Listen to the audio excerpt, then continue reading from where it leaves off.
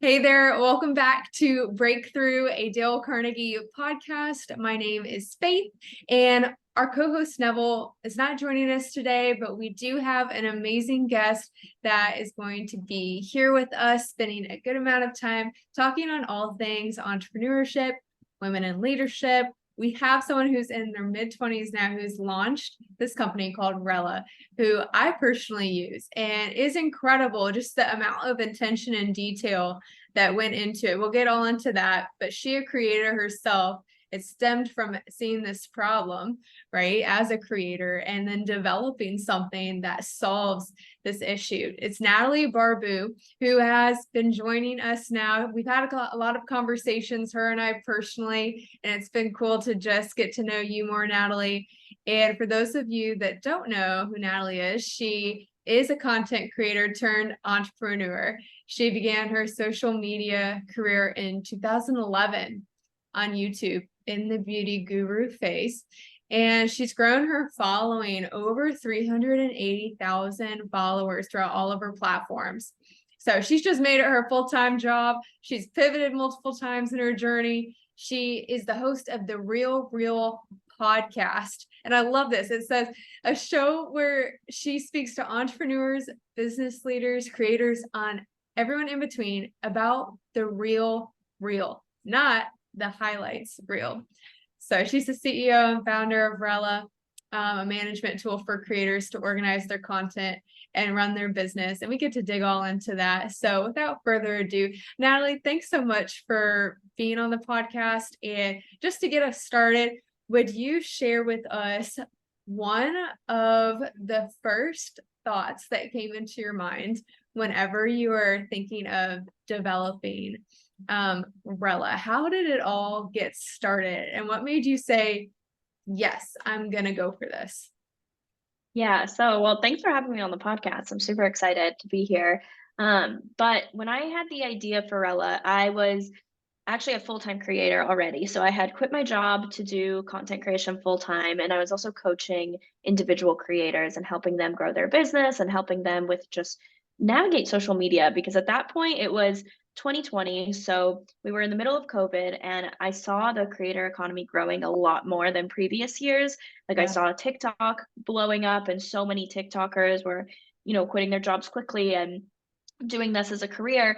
And so I wanted to help new creators in the space. And so when I was doing that, I was a full-time creator, and I got super frustrated with all of the tools that I was using, and I felt like I couldn't recommend anything to the people that I was trying to help. So I was using notes on my phone, Google Drive, Google Docs, project management tools, spreadsheets, just a bunch of different apps, content planners. Yeah. And I just always wished that there was something specifically for creators, not social media managers, not, big businesses that can spend hundreds of dollars a month on like a content planner, like a Hootsuite or something like that. But I Yeah. wanted something specifically for creators that are treating themselves as businesses. And so that's kind of how I had the original idea for Rella. And I had no idea what it entailed when I was starting out. But I knew that I wanted something like this for myself to use and for me to recommend to others. And so I started looking for people to help me build this. And I love how you said I had no idea what I was getting into, right? Because I think whenever we start new things, it can be just immersive learning at first. We have this whole new world that we're diving into, and we are trying to just figure it all out and grow and learn at the same time, right? As you're building Rella, I'm sure that there was obstacles that came into play, challenges to overcome. How did you decide on people that you wanted to co-found Rella with, and understanding that maybe you didn't have skill sets that they have that you could partner with in order to make this great? What was that Yeah. process like?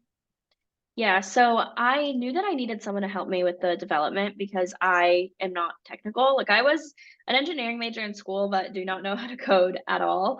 So I knew I needed help with that. So I started reaching out to other developers through just websites like Upwork and Fiverr, and started asking them questions about how much this would cost, how long this would take, because I originally thought this would be like a project. Like I Yeah. didn't even think of it in terms of long-term company until I started speaking to more developers and realized what it would entail. And so the developers I was talking to, I felt like didn't fully like they also treated it like a project. Like they would quote me, you know, how much it would cost, how much it would be, but I just started to have a feeling that it was going to be a lot more than that. And I didn't feel like they were very invested in what I was creating, and they didn't really like care about it as much.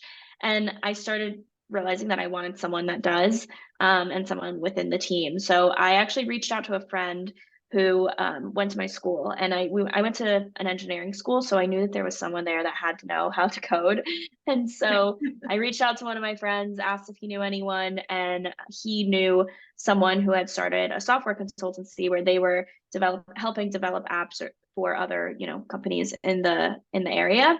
And so I reached out to him and then had our first couple conversations. I felt like they really understood what I was trying to build. They already seemed, even from the first couple of conversations, like more invested in it, and like they actually wanted to be a part of it. And at this point, I wasn't necessarily looking for co-founders, but I just needed help with like getting it off the ground. But once we started working together, they really loved like working with me, and they believed in what I was doing. And then I really loved working with them.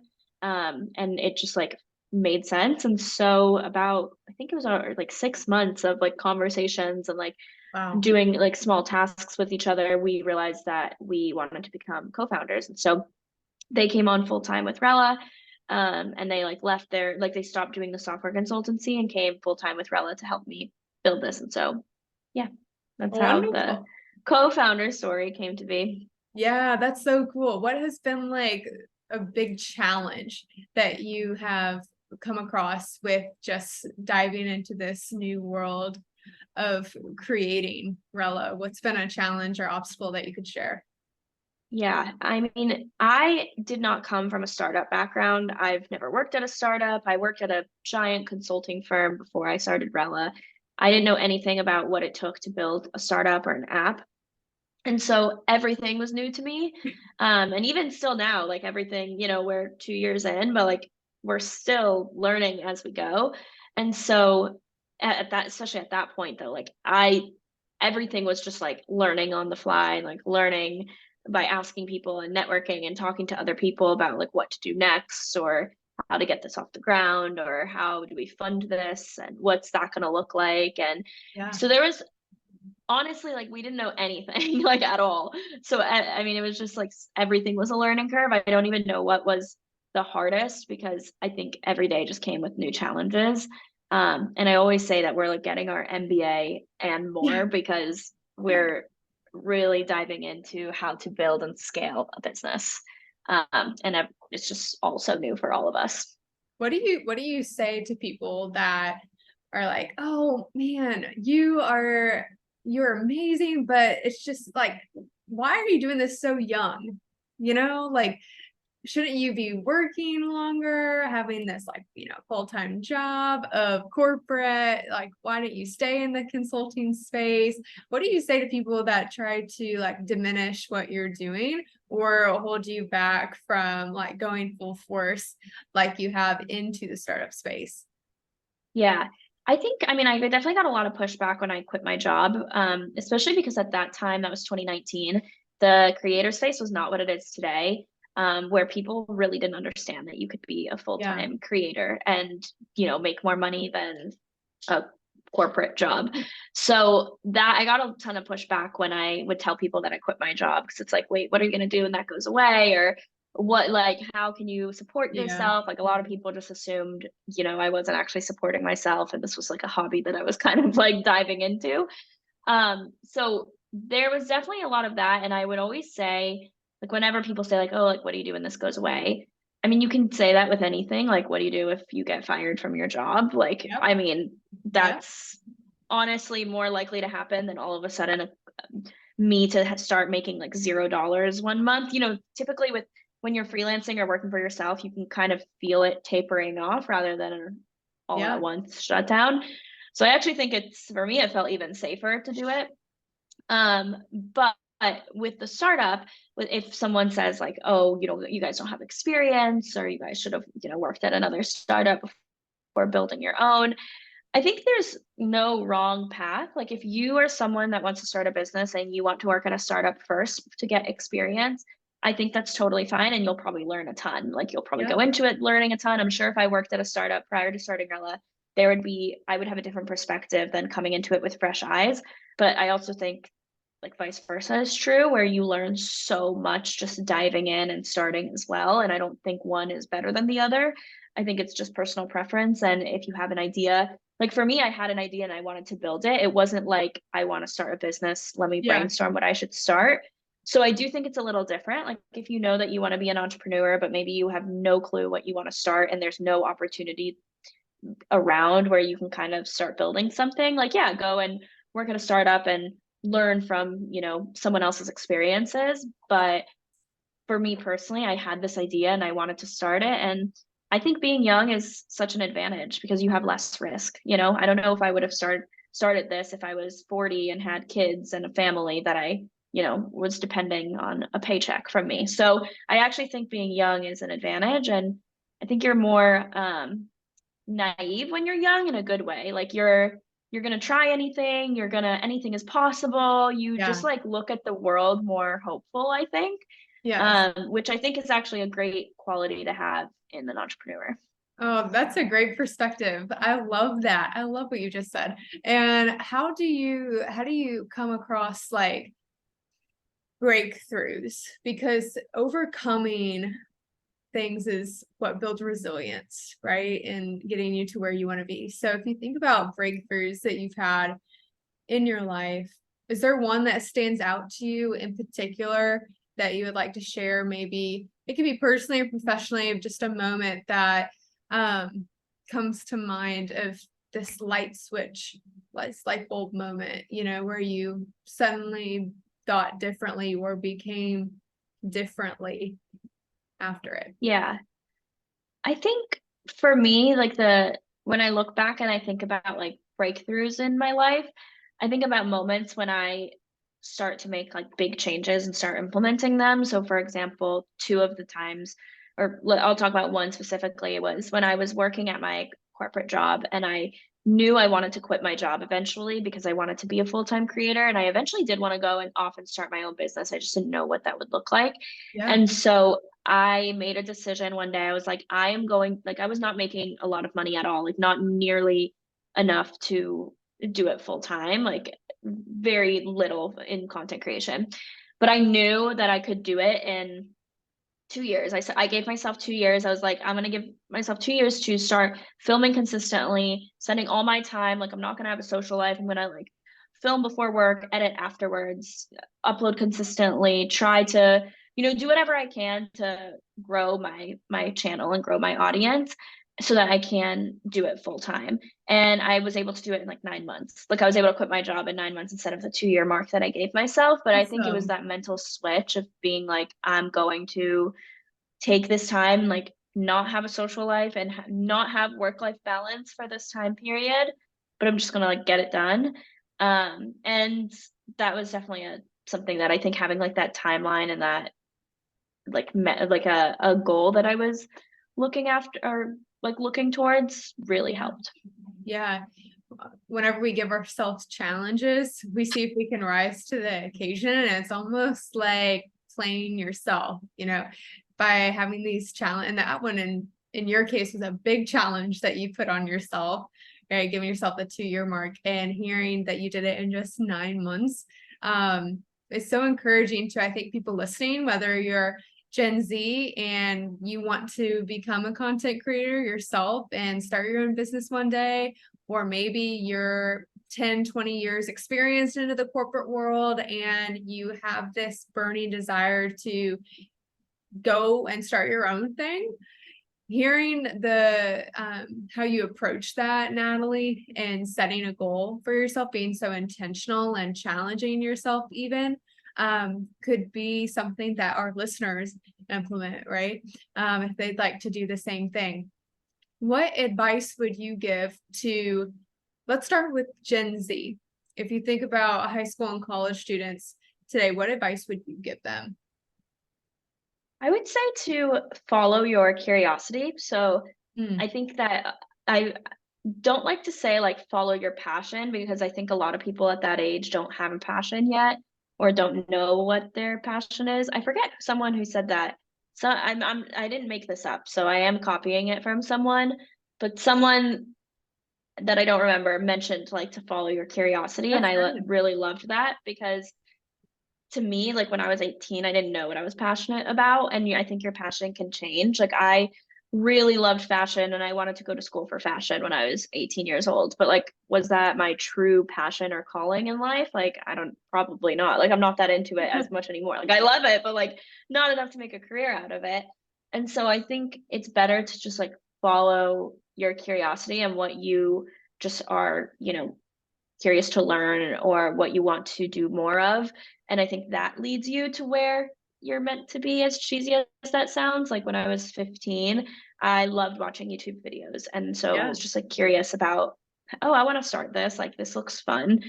Was it my passion then? No. But was I curious about it? And did I want to, see what it was like? Yeah. And that like completely changed my life. So Mm. I think that that is better than trying to figure out just like the one thing that you love and your life's mission, because that can be that can put a lot of pressure on an 18-year-old to have Yeah. that figured out.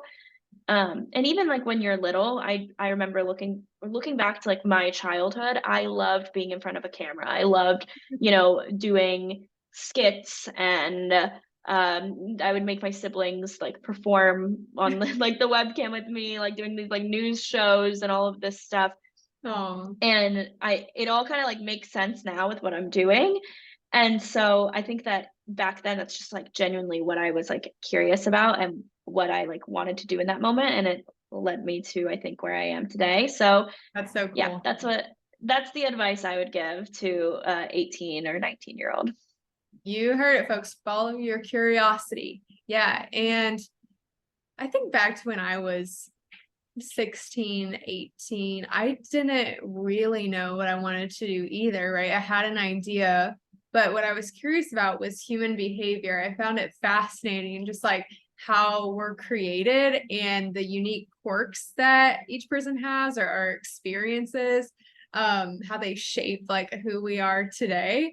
And so that's great advice, to follow your curiosity, because now at Dale Carnegie Training, it is human behavior focused, right? And we train on how to shift your behavior, and it all starts with mindset. And it's like that, it just fascinates me how it all works together.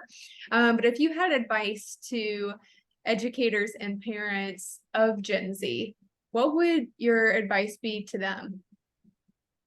Yeah, I think, I mean, even going back to that, like allow your kid to explore different hobbies and interests. Like I think for me, I never really was into sports growing up. Like my parents put me into it and I wanted to quit always, like right away. And I'm really grateful that they let me quit and they let me, go and do something else. And when I was 6 or 15 and I started on YouTube, at that time, it was 2011. It was a long time ago. Like that was not a time when a lot of people were on the internet. Like that was before Instagram. I think it was just like Facebook that was around, and like MySpace, and they very easily could have been like, oh my God, no, you can't put yourself on the internet and put videos of yourself online. But they really supported it. And they were like, okay, as long as you're, obviously like doing it safely. But Yeah. they let me explore that as a hobby. Or like when I was really little, I would love to like do those skits, for example, and I would like make them sit through it and like watch them and all of this. Or they gave me, they would always let me borrow their laptop and their camera so I could edit them together. And because I like really loved doing that. And even if that's not a traditional, I wasn't in sports, I didn't like play an instrument. It wasn't the typical, I guess, like what every kid in school was doing. Yeah. I'm glad that they let me and that they even like helped me and supported me in it, because that's definitely like the reason why I have the career I do today. Because if they told me like, what are you doing on the internet? Like, not, no, you have to do like this instead, and they wouldn't let me do it. Like I would not have the Hmm. career I have today. So I'm really glad that they just like let me explore that. And it was, even if it was non-traditional.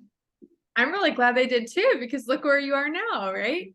And Yeah. just think about if they hadn't, how much further back it would have put you potentially. Like you maybe could have Mhm. started Rella, but it might be, 10 years from now or just further down the road. And so they really gave you a huge gift by allowing you to start that early and build your audience through your middle and upper teens, right? And then into college. And now you get to reap the benefits of that and flourish and follow your curiosity even more, right? Just continue that. So that is truly awesome. And for parents and educators, listening, hope it sparks this kind of letting go of control in a sense, because I think that's really what it is.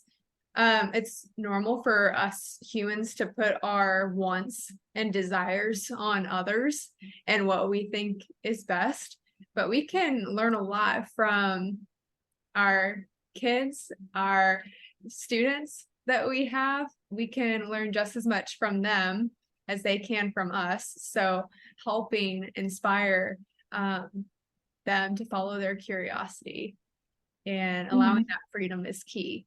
So Yeah. No, Natalie, definitely. So, yeah, Natalie, do you have any final thoughts about just being a woman in entrepreneurship? Because I did want to tackle this. I know we got to wrap up here in a few minutes, but I did want to tackle this for this last piece because most of, I think it's like up to what, 80-90% of it's like startup entrepreneurs are male. At least oh, it's really? like it definitely outweighs females. So what would you say as a female um have you like seen that as a challenge, or just would love to like hear your thoughts on being a woman in the startup culture. Yeah. I mean, it's definitely noticeable when you say like, oh, 80-90% are men, because I'll go into a lot of networking events or be in meetings with people, and I'm like one of the only girls there. It's like maybe 5% of the room, or I'm Yeah. like the only one if it's a small group. So it's definitely noticeable in that sense. Like whenever you're doing like founder meetups or networking opportunities, or even like speaking to investors, I would say like 90% of them were men that I was speaking to. Yeah. I will say I've never noticed it as a disadvantage in terms of like I've never been outwardly treated poorly, I think, because of it. But I know that there's obviously a bias in the startup world and in the tech world, because I think it's like 2% of uh, VC capital goes to women. Oh And wow. so it's like a really, really small stat. And I don't necessarily think it's an intentional thing. I do think it's a subconscious bias. So you always have to just kind of like remember that, I guess. But I've never noticed it being anything that has been like in my face a disadvantage. And I think especially in the creator world, I there's so many most creators are women. So like Yeah. I am the ideal customer for what we're building. I have the experience for what we're building. And I think you just have to prove yourself with like your traction and that you know what you're doing, and you have to walk in being a lot more confident. Which I think is harder for women to do than men just naturally, because I think men naturally are more confident in meetings or in a room, or they just can come across that way, whereas like women don't like to speak highly of themselves or don't like to brag about themselves. And so it is a little bit of like retraining your brain to be in that like mindset of, okay, no, I have to like like really be confident when I'm speaking to this group of people. So it's just like noticing those types of things, but overall I haven't had any like negative experience, but Awesome. it's definitely noticeable. Yeah. Yeah. Well, that's good to hear. I mean, because there are some that might, right? And so just owning your space, being that confident woman in the tech world, knowing your worth and value and going after what you want. I think you're such an inspiration. So thank you again, Natalie, for being our guest. If people want to connect with you, follow your journey, see you on social media, what's a good way to be in contact with you? Yeah, well, thank you so much. You can follow me at Natalie Barbu across all social media platforms. And then you can follow Rella at Rella Social on social media, or go to getrella.com and you can create your free account. Perfect. Thank you so much, Natalie. And if y'all want to subscribe to this podcast, hit that button so that you know every other Wednesday when we release a new episode. And also follow us on Instagram at Greater East NC. All right, we will see you on the next episode. Take care. Bye.